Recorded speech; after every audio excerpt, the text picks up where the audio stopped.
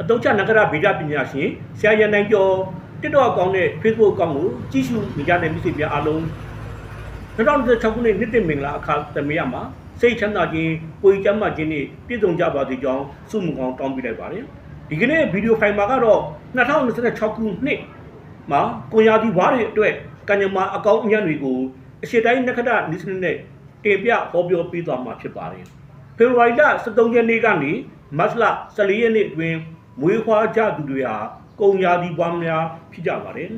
ကုံရာဒီပွားတွေအနေနဲ့2026ခုနှစ်အတွင်းမှာအလုတ်တိတွေလောက်ရတာမျိုးကြုံပါလိမ့်မယ်။အိုးရင်တိပိုင်ဆိုင်တာမျိုးတွေကြုံတွေ့ပါလိမ့်မယ်။အိုးရင်တိတွေကိုပြန်လဲတိုးချဲ့တာဒီတက်ကောင်းတဲ့နေရာတစ်ခုကိုရောက်ရှိတာမျိုးတွေကိုကြုံတွေ့ပါလိမ့်မယ်။ယာဒူးတိုးတာ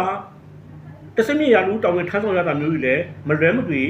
ကြုံပါလိမ့်မယ်။ပျောက်ဆုံးနေတဲ့ပစ္စည်းတွေပြန်လဲရရှိတာမျိုးကြုံပါလိမ့်မယ်။စောမီလို့ထင်ထားတဲ့ငွေကြေးတွေအလုံးလည်းပြန်လဲရရှိတာမျိုးတွေကြုံတွေ့နိုင်ပါလိမ့်မယ်။ခွန်ရာဒီဝါတွေအနေနဲ့ကတော့ဒီ2026ခုနှစ်အတွင်းမှာအလုပ်ကိစ္စနဲ့ပဲဖြစ်ဖြစ်အိုးရင်ကိစ္စနဲ့ပဲဖြစ်ဖြစ်စကားများရတာမျိုးပြဿနာဖြစ်တာမျိုးတွေကြုံတွေ့နိုင်ပါတယ်။အချစ်ရဲ့အိမ်တော်ရေးကိစ္စတွေပါကတော့တယောက်နဲ့တယောက်အထင်မြင်လွဲမှားမှုတွေကြုံတွေ့နိုင်တယ်။ဒါကြောင့်မလို့စကားပြောဆိုတယောက်နဲ့တယောက်ပြောတဲ့အခါမှာအထူးဆင်ခြင်ဖို့အတွက်လိုအပ်ပါတယ်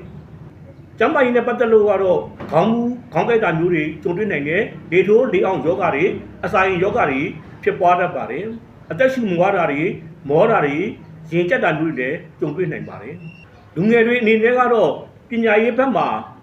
အာယုံအထူးစိုက်ဖို့လိုပါတယ်။အာယုံမများဘဲနဲ့တည်တည်ငြိမ်ငြိမ်နဲ့ကိုယ့်ရဲ့ပန်းနိုင်ကိုရောက်ရှိဖို့အတွက်ကြိုးစားဖို့အထူးလိုအပ်ပါတယ်။မလိုလားအပ်တဲ့ပြဿနာမျိုးတွေကြုံတွေ့နိုင်တဲ့အတွက်လူငယ်တွေအနေနဲ့ကတော့အပျော်ပါးလိုက်စားတာတွေကိုအထူးရှောင်ကျဉ်ဖို့လိုပါတယ်။အဓိကကတော့ပေါင်း